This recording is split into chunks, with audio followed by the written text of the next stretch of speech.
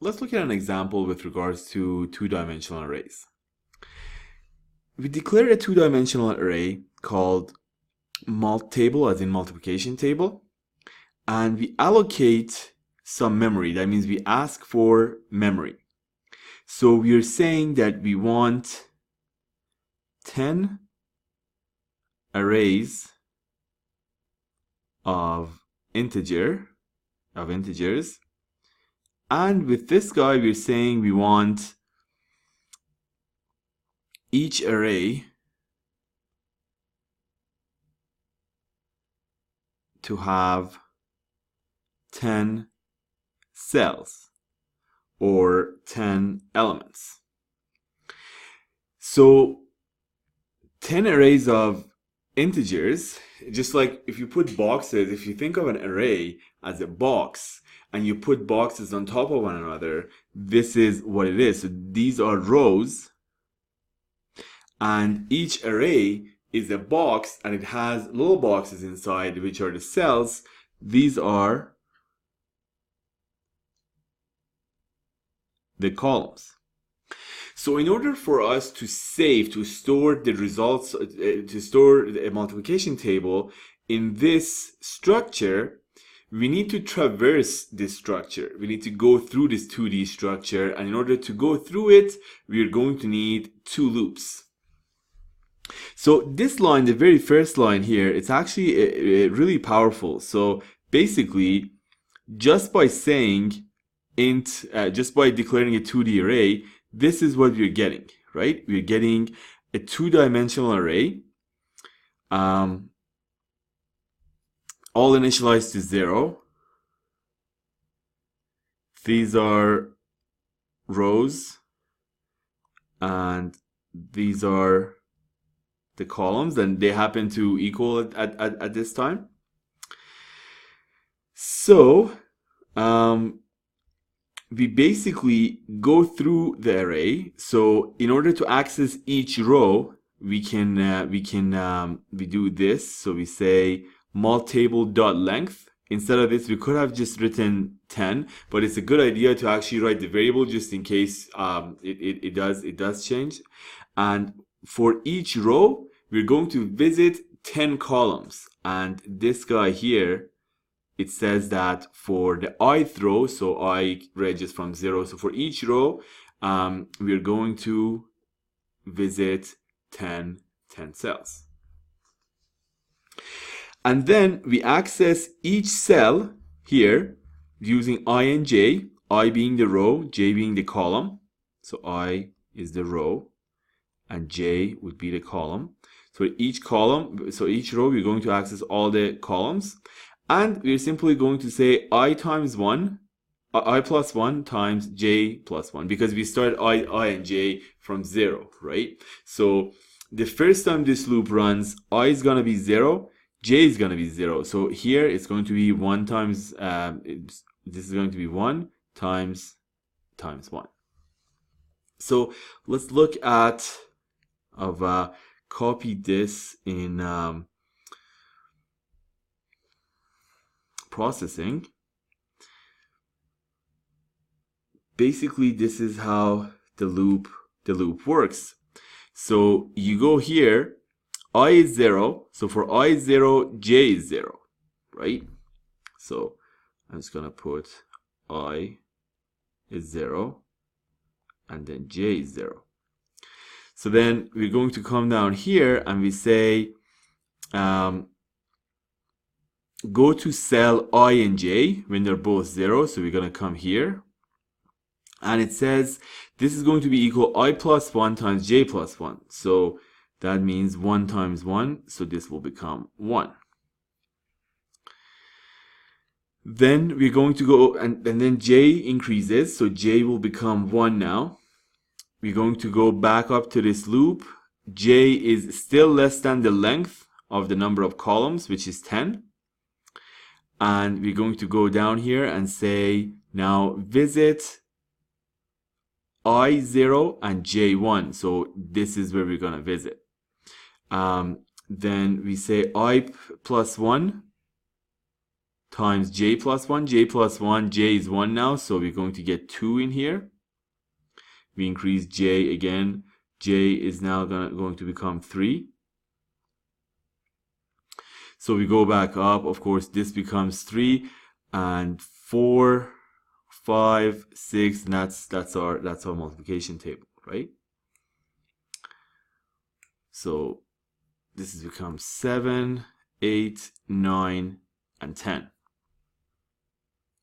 Now j is 9 now at this. J becomes 10. When j is 10, then this condition is no longer true. So j dies. We go back up. I becomes 1 now. When I becomes 1, we come back down here, and now we're going to do the same thing for this row. So when j is 0, it's going to be we're going to do that. So when j is 0,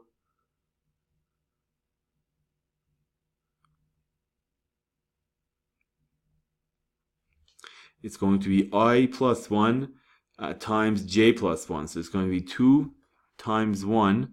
So this is going to be 2. And so on and so forth. You just fill the table as such. Next time j is going to be 2. So this is going to be 4. If you wanted to print this, if you actually want to print your multiplication table that you have stored in memory, you're going to need to traverse your 2D plot again, so your 2D data structure again, your 2D array. The way you do that, again, guess what? It's going to be a nested loop. So pretty much exact same thing. We copy and paste this down here. I'm just going to say printing table. So we basically need to go through each cell and print the content. So we need to go through each cell and say print multiplication table at I and j. And then this is going to print an entire row. So when we're done this, we're going to say go back, print the rest of it in the next line.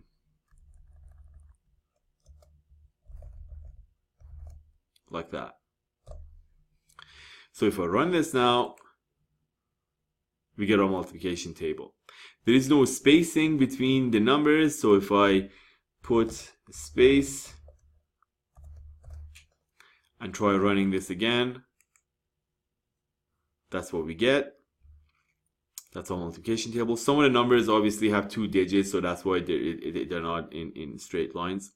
This print ln here is really important. So if I don't have this, everything is going to be printed in one line, right? Because you're just printing, and when the console runs out of room, it goes to the next line. So in order to have this organized, you're basically saying after you're done. So here you're basically saying after you are done printing an entire row, go to the next line. And that's exactly what it does. So you get it nice and organized like that. So that should be making sense to everybody. If you have a 2D data structure, you're going to need to go through it using 2D loops.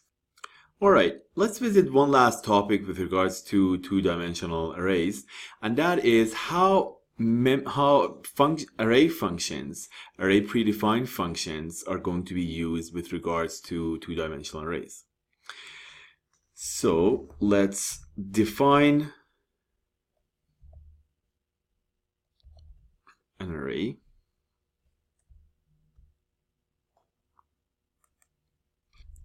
We're going to say int, call the array foo, new int, and let's say we want 3 columns and we want 4 rows.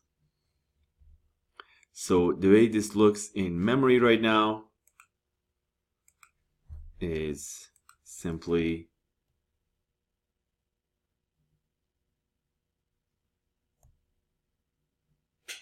maybe I'll try that again.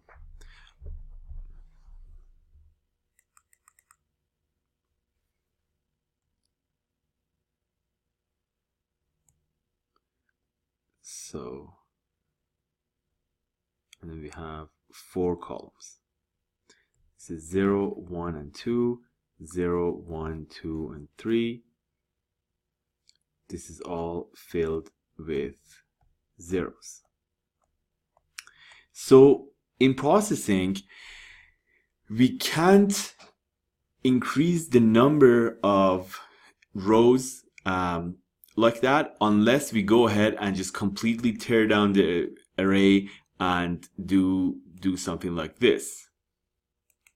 So unless if I mean I could always go and say foo equal new int 10 and 4. That's perfectly legal, right? I mean I could do that, except that if I do this, what happens is it's going to, so if this is foo here, if this is foo, this thing is going to be turned down completely. So if you have any values in there, it's going to be lost, and then you get a new 2D array, right? But if I just want to add another row here, that can't be done, right? We can't do that right now based on what we know. So you can't add a row at the bottom of your array. That is not the case. So you should write, you can't add a row at the bottom. You can't add a row. You cannot have another row. But that is not the case for the column. So for individual arrays, so this is an array, for example, right? We could add or subtract cells. For instance, let's take this out. For instance, I could go ahead and I could say foo index 1 equal append foo index 1, and I'll say append, let's say 7. And that's perfectly legal, right? So so that would cause basically this.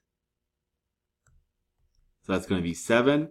This is going to be column 4. Row 0 doesn't have a column 4. Row 1 does, and row 2 doesn't. So here,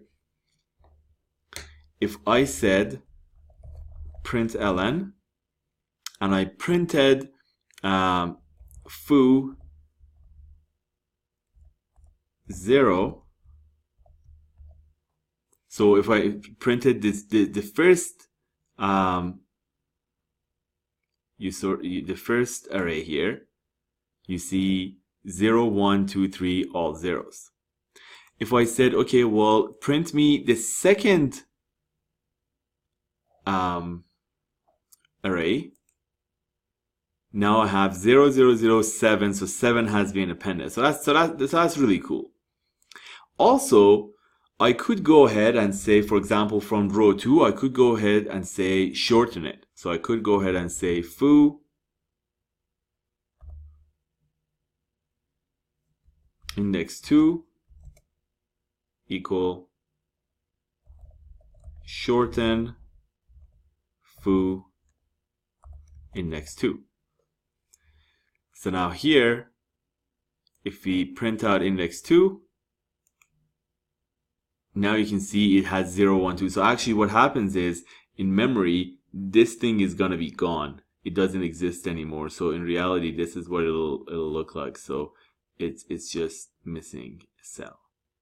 You could do the same thing with expand. We can do the same thing with sort, and it all works like that.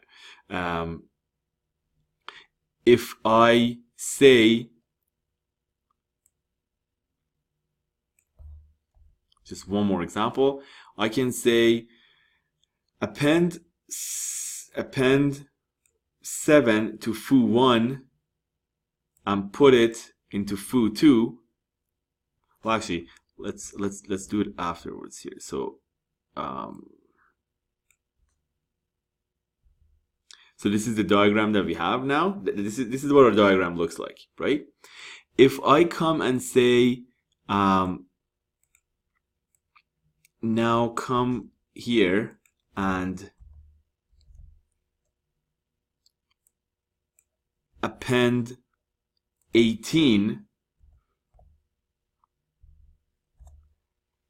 to foo1 and copy that to foo2, what happens? If you guys can understand this, that means that you're doing really well in following me. So if you can pause the video and redraw this diagram and basically draw what it looks like, then you are doing excellent. So let's do this. So if I print foo2, this is what we have now. So I'm taking foo1, I am copying, I am appending 18 to the end of it, and I'm copying it to foo2. So basically this is gonna be 0, this is gonna be 7, and I'm actually going to have one more 18 added to that, and that's gonna be column 5. If I want to print F1 right now, what is going to be printed? F1 hasn't been changed, right? Because here the output is copied into foo2. So you see, F1 has not been changed at all. So play around with this, do the same things with expand, with sort, and hopefully everybody should be really comfortable with this stuff. Thank you very much.